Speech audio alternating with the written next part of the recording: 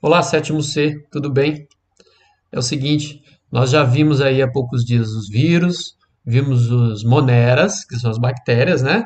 Nós vimos os protoquitistas na última aula e agora nós vamos ver o tema 5, o reino dos fungos. Então já vamos completar, olha só, vírus, as moneras, os protoquitistas e os fungos. Já vão ser aí 4 grupos aí de seres vivos, né? 3 reinos e um grupo especial que é o dos vírus. Então vamos ver os fungos aí, vamos lá? Valendo! Tá aqui então, lá na página 61, você pode abrir o seu livro para acompanhar comigo. Se você não tem o livro, eu vou deixar em anexo esse material aqui. Ou então você vai acompanhando aqui com o vídeo, não tem problema, tá? Vai assistindo comigo aqui, ok? Vamos lá então. Reino dos fungos. Deixa eu assinalar aqui, como eu sempre faço. Reino dos fungos. Vamos lá. Os fungos são seres eucarióticos e podem ser unicelulares ou pluricelulares. Bom, a segunda parte aqui é mais fácil de lembrar, né?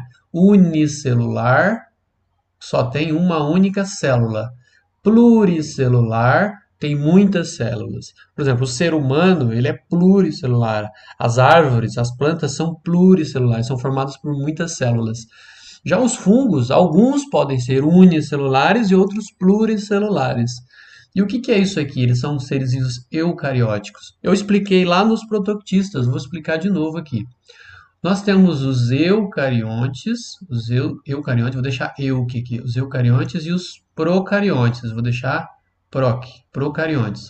Os eucariontes, eles têm aqui, ó, vou desenhar aqui, ó, uma membrana, o citoplasma, eu já fiz isso, vou fazer de novo, ó, o citoplasma preenchendo aqui dentro. E ele tem também um núcleo, ele tem um núcleo aqui dentro, e dentro do núcleo fica o material genético. Então ele fica todo enroladinho aqui dentro, certo? Os procariontes, eles têm aqui, eles têm a sua célula, aí eles têm lá o seu citoplasma, vamos desenhar um citoplasma aqui, pintar ele aqui.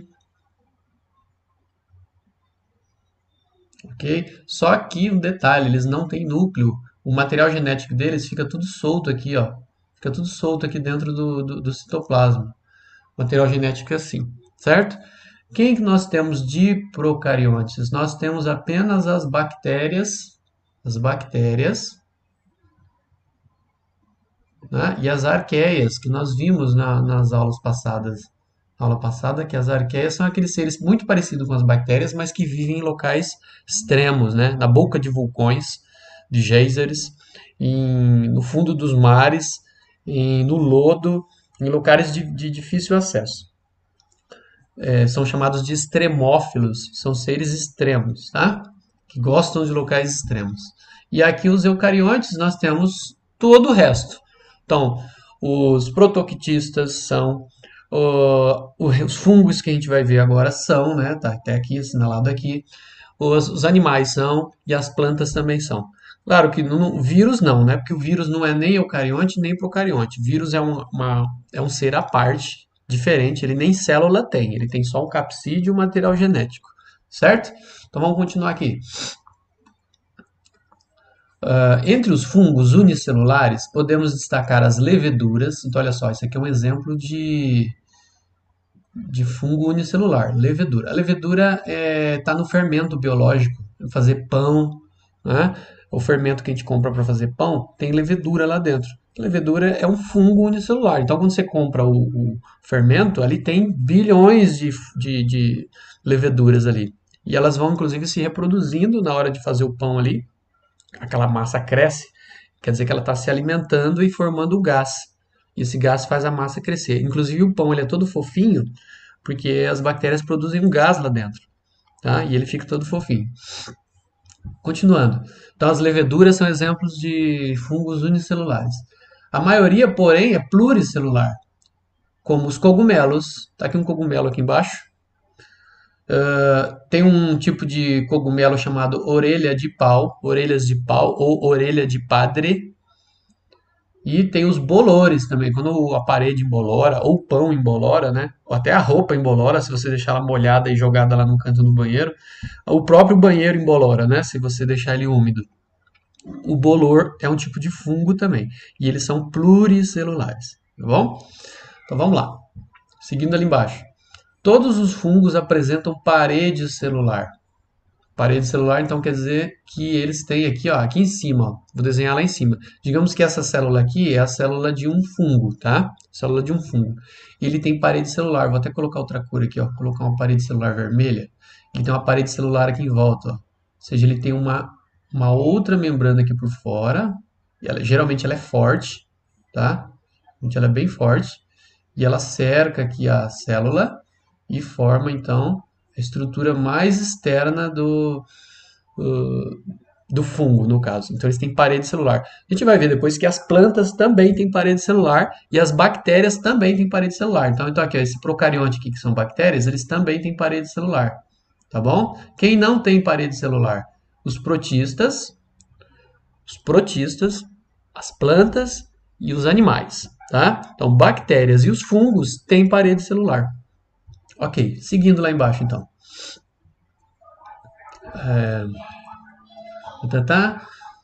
Então tem uma parede celular externa à membrana, fica do lado para fora, como se fosse um muro, né? Um muro por fora. O que lhes confere rigidez, ou seja, dureza e elevada, rigidez elevada, dureza, ele é bem forte, e resistência, certo? Então ela deixa a célula bem resistente. Depois, nos fungos pluricelulares, as células são agrupadas em filamentos denominados hifas. Então, o que são as hifas? São filamentos de células, certo? Fiozinhos de células. O conjunto de hifas, esse monte de fio que o cogumelo tem, vai constituir o micélio. O micélio é o conjunto. Isso vai formar o corpo do cogumelo, todo o micélio. Tá bom? Continuando. A parte visível dos fungos que nós vemos, olhando, igual aquele ali de baixo, ó, como os cogumelos, representa uma porção do corpo desses seres vivos. Ok, é uma parte do corpo, esse que a gente está vendo ali. As hifas microscópicas penetram na matéria orgânica, como se fossem raízes ali embaixo. Então ele forma umas hifas que vão entrando na matéria orgânica. Por exemplo, faz de conta que esse cogumelo aqui, ele está em cima ali de um tronco velho. Então o que acontece? Ele forma hifas que entram nesse tronco velho e ali ele vai sugar o material, como se fossem raízes, parecido com raízes, tá? Mas o nome é hifas, porque não é diferente das raízes das plantas. Bom, seguindo lá, deixa eu assinalar aqui então, né? Ó, as hifas microscópicas penetram na matéria orgânica, digerindo e absorvendo as suas substâncias. Então ele vai pegando os nutrientes do tronco ali e vai puxando. Essas hifas podem ter apenas alguns milímetros ou chegar a quilômetros de extensão. Olha só, existem cogumelos que eles vão fazendo uma rede de hifas por baixo do solo e formam uma rede enorme, gigantesca, às vezes maior que um quarteirão, assim, muito maior do que, sei lá, 5, 6, 10 quarteirões. E vai formando e vai saindo a parte para fora, né, que é essa parte que a gente enxerga do cogumelo, que está aqui embaixo, o vermelhinho, mas na parte embaixo, dentro da terra, nós temos quilômetros de hifas. Beleza, continuando. Alimentação dos fungos. Os fungos são heterotróficos. Isso quer dizer o quê? Que eles não fazem fotossíntese. Desempenham um papel importante na decomposição e na reciclagem de nutrientes do ambiente. Ou seja, os fungos são importantes seres decompositores, assim como as bactérias. Então, fungos e bactérias são seres decompositores. Eles destroem a matéria morta, o tronco que caiu na floresta, as fezes dos animais, que mais? Cadáveres dos corpos dos animais que morrem. E então eles vão se alimentando daquilo ali e vão transformando os nutrientes e esses nutrientes vão voltando para a natureza. Pode ser na forma de gás, pode ser na forma de nutrientes no solo, vira adubo no solo, tá? Então as bactérias e os fungos são importantes decompositores e fazem reciclagem da matéria. O micélio envolve o alimento e libera substâncias para digeri-lo. Então o micélio, parte do corpo, envolve o alimento e libera substâncias para digerir. Depois de digerido, o alimento é absorvido. Então, o alimento é absorvido pelas células do micélio. Então, o corpo do cogumelo vai puxando os nutrientes. Nos fungos unicelulares, que não formam micélios, todo esse processo é realizado pela única célula do indivíduo. Então, é uma célulazinha pequenininha, ela mesmo vai puxando o nutriente para dentro dela, tá bom? É, ok, aqui embaixo, esse aqui, observando o pão. Deixa eu puxar aqui. Aqui ele está dando uma ideia, vamos só olhar, a gente não vai precisar fazer. Está dizendo assim, ó, uma fatia de pão de forma próxima à data de validade, ou seja, um pão já meio velhinho. Borrifador com água, saco plástico transparente, um pedaço de linha ou barbante. Aí o procedimento. Deixe a fatia de pão de forma ao ar livre por 30 minutos. Então a gente vai colocar ele lá fora por 30 minutos. Borrife água no pão para umedecê-lo. Te deixa ele úmido. Depois, coloque o pão dentro do saco plástico transparente, fechando bem com uma linha e barbante. Então, coloca dentro do plástico e fecha. E ele ficou um pouquinho úmido, né? Mantenha o conjunto em local seco e arejado, abrigado da luz por cerca de 5 dias. Então, você deixa, sei lá, numa gaveta ou em cima de um armário, né? Por 5 dias. Aí vamos lá. O que que vai acontecer? Vocês já sabem, né? Vai mofar. Aí diz lá, descreva o dia a dia, o aspecto do pão, cor, textura, outras modificações observadas, inclusive se são superficiais ou atingem o miolo. Mesmo com o saco plástico lacrado, foi possível observar o crescimento de seres vivos? Tá? Em caso afirmativo, de onde eles vieram? São todos do mesmo tipo? Justifique suas respostas. Eu vou fazer o seguinte, você não precisa fazer esse experimento, tá? Faz só se quiser. Mas eu vou colocar um vídeo aqui, tá? Do mofo se proliferando no alimento. Tá bom? Olha lá, um, dois, três e já!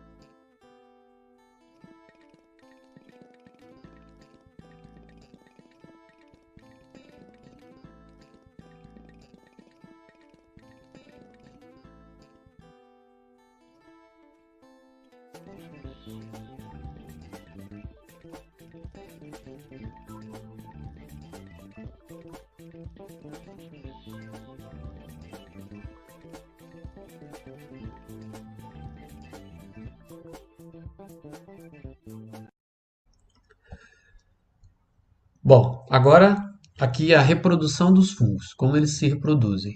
Vamos lá.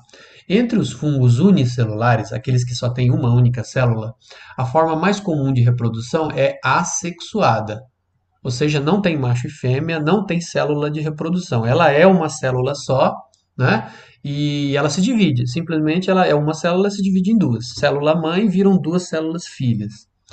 Nos fungos pluricelulares, aqueles que são formados por muitas células, a reprodução assexuada pode acontecer por meio da fragmentação do micélio. O que é isso? Você tem lá um cogumelo, quebra um pedaço dele, esse pedaço que quebrou vira outro, certo?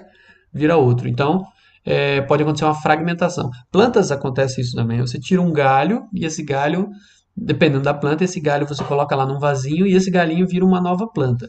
Ok? Então pode acontecer fragmentação.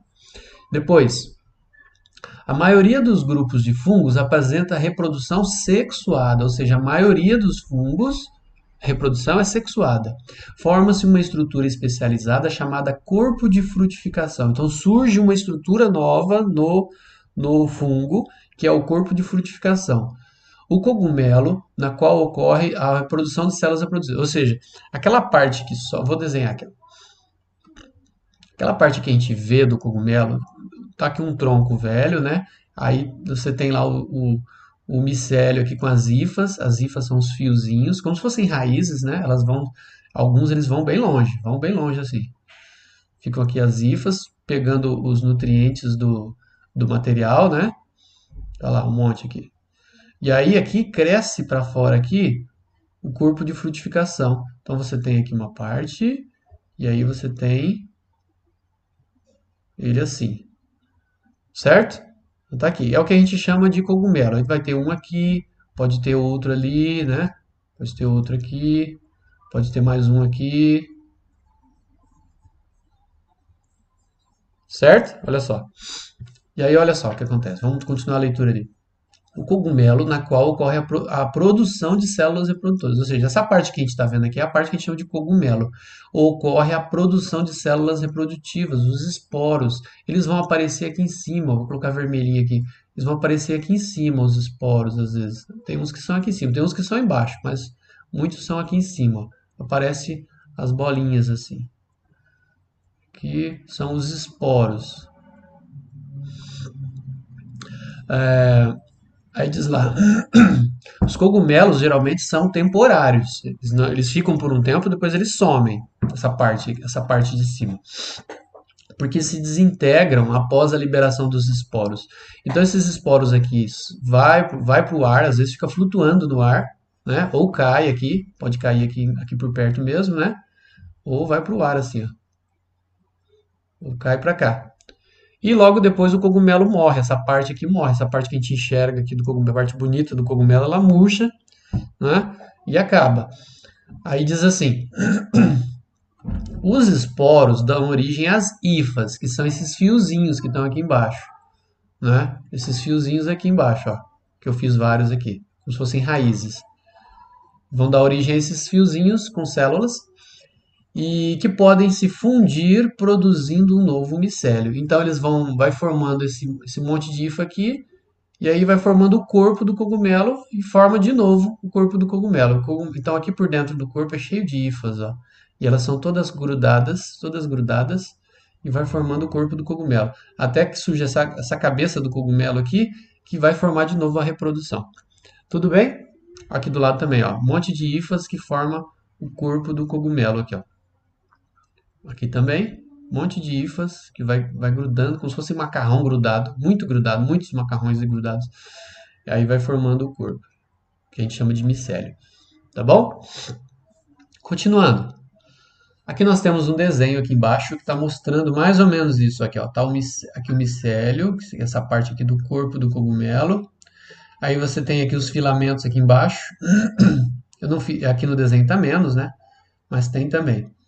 E aqui em cima, ó, aqui está aquela tampa do cogumelo, está mostrando aqui uma ampliação, está mostrando os esporos saindo, ó. Aqui os esporos todos saindo. Tudo bem? Tem que subir um pouquinho, que cortou para vocês um pouco. Ali. Beleza, agora vamos ver embaixo aqui. Isso aqui, ó. Modo de vida dos fungos. Os fungos são heterotróficos, ou seja, não fazem fotossíntese, e de acordo com sua forma de alimentação, podem ser classificados como predadores, parasitas, mutualísticos ou saprófagos. Palavras estranhas, né? Vamos ver cada um deles? Predadores. Quando que um fungo é predador? Seguindo ali. Capturam com as suas hifas, aqueles filamentos, capturam pequenos animais para a sua alimentação. Então os animais podem entrar ali e ficar presos. Aí eles morrem e o fungo vai se alimentar deles ali. Depois, parasitas. Quando que um fungo pode ser parasita? Obtém seu alimento de outros seres vivos nos quais se instalam. Então vamos assinalar aqui esse de cima, né, que isso aqui é importante. Vamos assinalar esse de baixo aqui, ó. Obtém o seu alimento de outros seres vivos, nos quais eles se instalam, prejudicando-os. Esses fungos parasitam protozoários, plantas e animais, inclusive o ser humano. Nós temos parasitas, fungos parasitas em nós, causando-lhes doença, inclusive na gente. Geralmente não matam o hospedeiro. E, em geral, os fungos não causam a morte, mas alguns podem sim causar, mas limitam seu crescimento e sua reprodução. Certas doenças de plantas, como a ferrugem do café é uma doença por fungo, são provocadas por fungos parasitas. Então está aqui, ó, tem uma folha do lado aqui, uma planta, e ela está toda enferrujada. Olha só, essa ferrugem é provocada por fungo. Essa aqui é uma folha de uma planta que é é a folha do nabo. Folha de nabo com manchas amarelas indicando que está parasitada pelo fungo Pseudocercospirella capsulae. Não sei nem falar. Bem complicado esse nome, né? Tá aqui o nome científico, ó. Então tá todo enferrujado por fungo. Beleza? Agora seguindo ali embaixo, ó. Quando se desenvolvem sobre a pele dos animais e do ser humano, então nós temos exemplo de fungo que ataca o ser humano, provoca a doença e a gente chama de micose. Então, quando o fungo ataca a pele do ser humano ou de outros animais, nós estamos com micose. Então, pode dar micose, tem gente que tem micose no meio dos dedos aqui, ó. Tem gente que tem micose no pé, quando usa tênis muito molhado, né? Aí o pessoal chama de frieira. A frieira é uma micose e é causada por fungo. Tá? Tem gente que às vezes tem micose aqui no pescoço também, embaixo do braço, na virilha, tá? Até atrás da orelha aqui pode dar micose também, nessa dobrinha aqui da orelha atrás pode dar micose. Na unha pode ter micose também, tá bom? E nós temos fungos, todo mundo tem fungo que vive aqui no canto da boca, ó. No cantinho da boca tem fungos que vivem. Quando você está com a imunidade mais baixa, ele fica irritado aqui. Fica irritado, pode ser o fungo que está se proliferando mais ali em você. Tá bom? Nossa pele tem fungos também e eles vivem aqui em harmonia, nesse caso não causam doença. Quando surge a doença, a gente chama de micose, beleza? Vamos para a próxima página. Então, o próximo aqui, mutualísticos. Interagem com outros seres vivos. Então, quando ele se associa com outro ser vivo, isso é mutualismo, sendo ambos beneficiados, os dois se dão bem. Vamos ver os exemplos? Entre eles, há fungos que se ligam a raízes das plantas. Então, olha só, fungos que vivem junto com as raízes das plantas, formando micorrizas. Nesses casos, o fungo degrada algumas substâncias do solo. Então, o fungo pega substâncias do solo que são mais facilmente absorvidas pela raiz da planta. Então, ele prepara o nutriente para a planta absorver. O fungo também se beneficia, pois obtém da planta açúcares e outras substâncias que necessita. Então, um ajuda o outro. O fungo prepara o nutriente para a raiz da planta e a planta fornece açúcares e nutrientes para ele. É uma troca. Isso é mutualismo. Depois diz lá. Outro exemplo de mutualismo é o líquen. O líquen, uma associação entre fungos e algas verdes, ou também pode ser entre fungos e cianobactérias. Cianobactérias é meio bactéria, meio alga. É uma bactéria que faz fotossíntese. Aí diz assim: enquanto as algas ou cianobactérias produzem, por meio da fotossíntese, substâncias utilizadas pelo fungo para se alimentar, o fungo fornece um ambiente úmido e favorável ao desenvolvimento desses organismos. Então, um ajuda o outro. A cianobactéria e a alga fornecem para ele nutrientes, açúcares, e ele fornece um abrigo, um lugar onde eles vão viver abrigados. tá? Às vezes dentro do corpo do fungo. Dentro do corpo do fungo vão viver as algas e as cianobactérias. Nós temos, na cidade, aqui em Londrina mesmo, nós temos o exemplo de um líquen que fica no tronco das árvores. Eu vou colocar a foto aqui agora para vocês, ó, 2, 3 e já.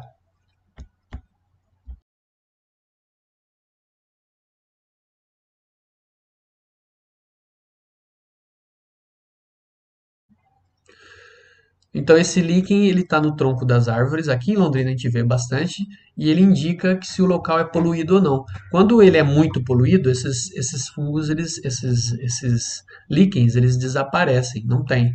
Nas grandes cidades com milhões de pessoas, é difícil encontrar, porque tem muitos carros, muita poluição. Aqui em Londrina ainda tem. A cidade não é tão grande, né? Ainda nós temos os líquens nos troncos das árvores. Então dá para verificar eles aí. Continuando aqui. Enquanto as algas ou cianobactérias produzem, já falei, tá. Então elas se ajudam, né? Uma ajuda a outra. Aí diz assim: saprófagos alimentam-se decompondo organismos mortos ou os restos de seres vivos. Ou seja, saprófagos são aqueles que fazem a decomposição da matéria orgânica, realizando o papel de decompositores, tá aqui, ó, decompositores nas cadeias alimentares. A decomposição nos ecossistemas é fundamental, pois permite a reciclagem dos nutrientes. Então, para que serve a decomposição? Fazer a reciclagem dos nutrientes e impedir o acúmulo das partes mortas. Então, se não houvesse a decomposição, as árvores iam ficar amontoadas, aqueles troncos todos sem se decompor, os corpos dos animais não se decomporiam, até o ser humano, né, ia morrer e não ia se decompor, ia ficar aquele corpo inteiro ali, né, para sempre. Não ia haver decomposição. Então tá lá, ó, impede o acúmulo de partes mortas, de cadáveres e de resíduos orgânicos. E esses nutrientes vão voltar para a natureza de novo, inclusive gás, né, ou adubo. Seguindo, deixa eu subir mais aqui. Aqui nós temos imagens, ó. Aqui do lado você tem líquens. Na letra A você tem líquen no tronco de uma árvore e B você tem o detalhe de um líquen. Dá para ver a associação entre as algas. As algas são as bolinhas verdes. Então aqui, ó, tem uma bolinha verde aqui. Isso aqui é a alga, ó.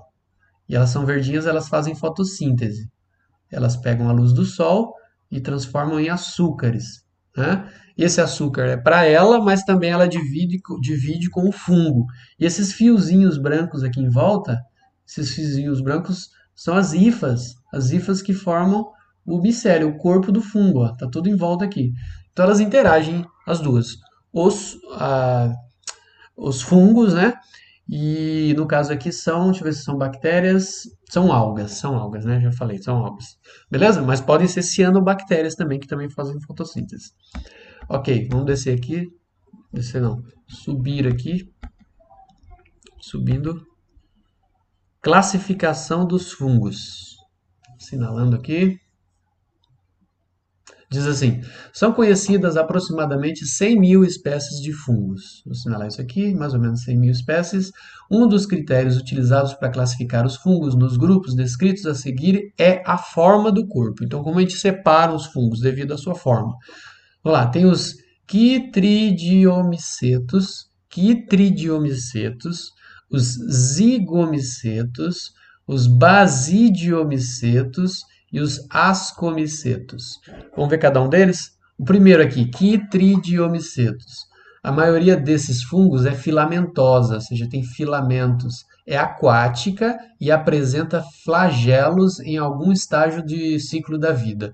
Então, geralmente, quando eles são novinhos ainda, eles têm um rabinho, um flagelinho que faz eles se movimentar. Podem ser uni ou pluricelulares, constituem o grupo mais antigo dos fungos. Então, isso aqui é importante, é o grupo mais antigo dos fungos, o qual estima-se ter surgido há 400 milhões de anos atrás. Bem antigo, né? 400 milhões é quase meio bilhão de anos. Agora, os zigomicetos. Muitos representantes são conhecidos como mofos. Os mofos são os zigomicetos.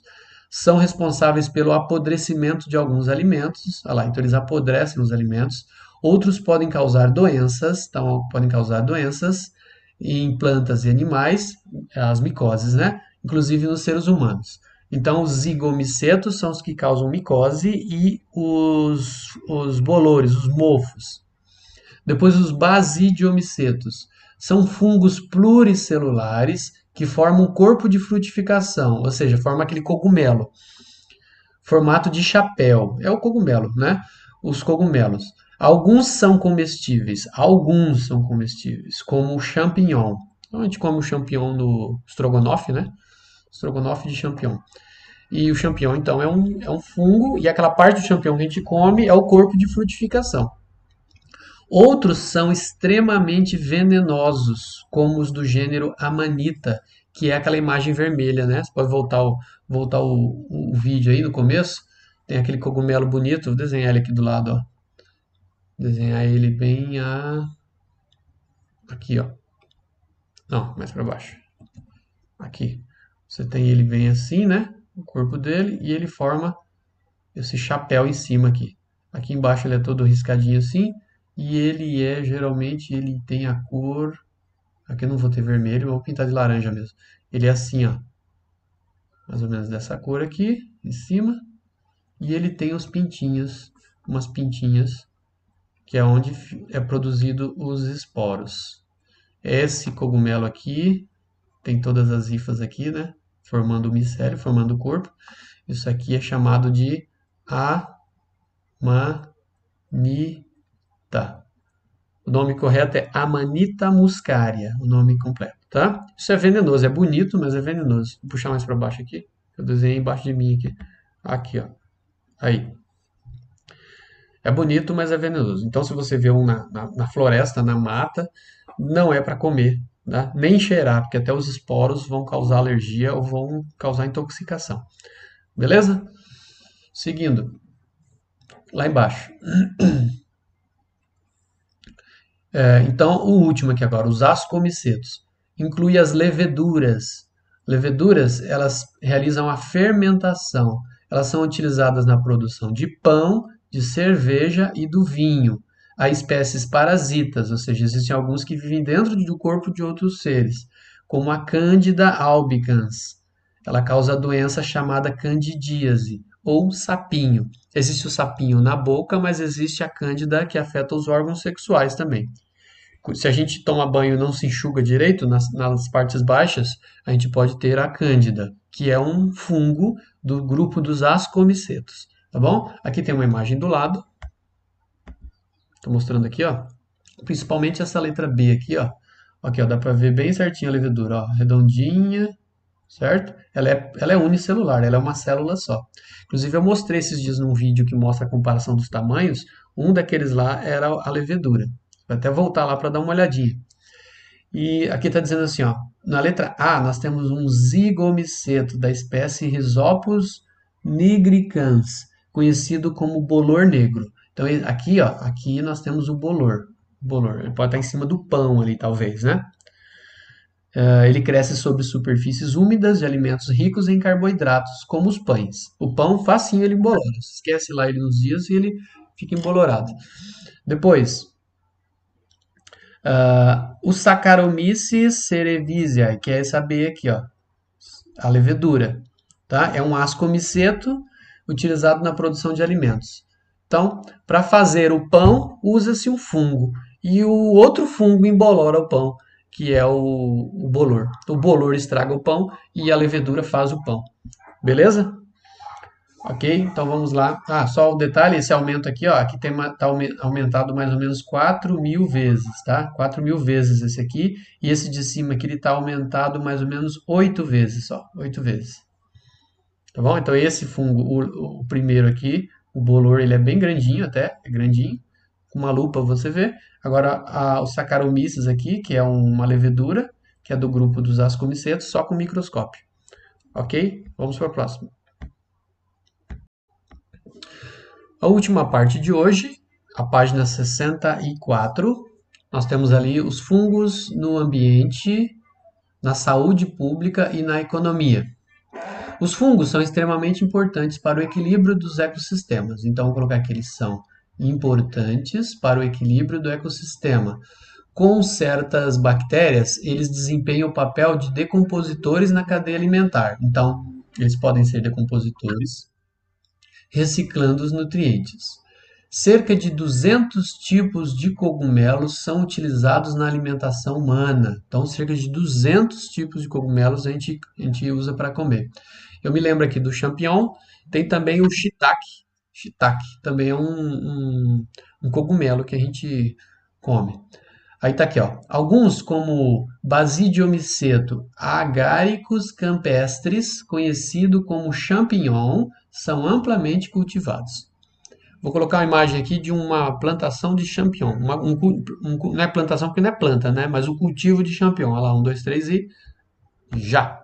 Dona Neuza produz 800 quilos do cogumelo por mês. Vende a R$ 8,00 o quilo. O maior gasto dela é com o composto, palha de trigo, adubo e água. A mistura é fundamental para que os champignons se desenvolvam e fiquem assim, grandes e bonitos. Em média, Dona Neuza gasta R$ 1.300 a cada 2 meses na compra do composto. Estão sequinhos, estão perfeitos para ir para a bandejinha, não mancha. Está bem seco, a umidade dele está ideal. Dona Neuza diz que também é preciso ter paciência, porque até o cogumelo começar a crescer, o processo demora um pouquinho. 60 dias. 17 dias ele incuba. Daí eu coloco a terra, abro o saco, coloco a terra e começo a irrigar. Irrigo ele 10 dias. No 11º dia eu ligo o ar-condicionado, ligo o exaustor, puxo o ar de fora, daí começo a rebaixar ele. Mais 10 dias ele começa a produzir. E aí, quanto tempo você fica colhendo? 25 dias. É um produto que não é difícil para você trabalhar, que ele não é sujo, né? Não te cansa muito e não te dá muito trabalho. Não é um trabalho pesado, né? Mas é um trabalho delicado. É um trabalho delicado, exige mais dedicação. Mas é bom. Bom, aí continuando aqui. Os fungos estão presentes em processos diversos de produção de alimentos. Alguns são utilizados na fabricação de queijos. Então, vamos lá, os fungos também são usados na fabricação de queijos. E as leveduras, como as do gênero Saccharomyces, são empregadas na produção de pães de bebidas alcoólicas, como cerveja, vinho e cachaça. E de etanol de combustível também. O etanol que a gente compra no posto para abastecer o carro também é feito pela Saccharomyces, é uma fermentação. Tá? Pega o açúcar da cana de açúcar e ela se alimenta daquele açúcar e ele produz, o resultado disso é a produção de álcool. Seguindo, desde 1940, os fungos têm sido empregados na indústria farmacêutica. Então, os fungos também podem ser usados na indústria farmacêutica, produção de medicamentos, para a produção de antibióticos e de outros medicamentos. Então, existem antibióticos que são produzidos a partir de fungos. A penicilina, né? Você já tomou aquela injeção benzetacil? Então, ela tem penicilina. Penicilina é uma substância tirada de um tipo de fungo. Ok? Vamos ver aqui. Os fungos também estão relacionados à decomposição e à contaminação de alimentos. Então, eles também podem contaminar alimentos. Aí não é uma coisa boa, né? Aí é uma coisa ruim. Com substâncias tóxicas. É o caso das toxinas liberadas por fungos do gênero Aspergillus, encontrados em amendoins, encontrados no amendoim, contaminados. Então, é perigoso comer um amendoim contaminado com esse Aspergillus. Essa substância tóxica ela faz mal para o ser humano e pode matar. Tá? Além disso, diversas espécies de fungos são parasitas. Então, existem também os fungos parasitas e que causam doenças em plantas e em animais. Nós vimos até algum exemplo ali, né, das micoses. Ok? Beleza. Agora, aqui do lado tem um queijo. Eu adoro esse queijo. Esse aqui é o gorgonzola. Ele tem um sabor, um cheiro bem forte, né? Eu adoro. É a gorgonzola. Ela, esse branquinho aqui é o do leite, né? O derivado do leite, essa parte branquinha aqui. Mas essa parte escurinha aqui, que é meio esverdeado, meio cinza, aquilo ali é um fungo que tem no queijo. É um fungo, na verdade, esse é um queijo mofado, né? É um tipo de queijo mofado, mas ele fica gostoso com esse fungo aí. Esse fungo é chamado Penicillium. É o mesmo que produz a penicilina que a gente toma na bezetacil quando a gente está doente. É um antibiótico, tá bom? Beleza? Vamos lá. Agora aqui, ó. Pena que esse queijo é caro. A gente vai lá, compra no mercado R$ 20, vem um negocinho pequenininho assim, ó. Dá pra só comer uma vez. Bom, seguindo aqui. Temos um texto aqui que eu vou fazer a leitura com vocês rapidinho, tá? Tá dizendo assim: Alexander Fleming e a descoberta da penicilina. É justamente sobre um antibiótico, né, da bezetacil.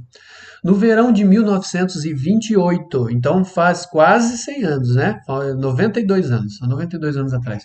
O biólogo escocês Alexander Fleming, ele descobriu o antibiótico penicilina. Vamos ver como aconteceu isso. Ele estava estudando espécies de bactérias que infectavam as feridas dos soldados da Primeira Guerra Mundial. Bactérias que contaminavam as feridas dos soldados. Quando saiu de férias, deixando as placas de cultivo dessas bactérias sem supervisão.